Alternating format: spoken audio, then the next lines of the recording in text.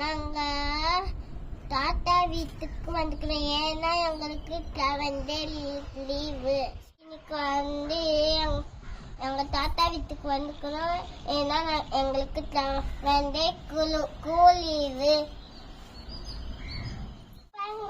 எங்க தாத்தா வீட்டுல அழகா பூ இருக்குது.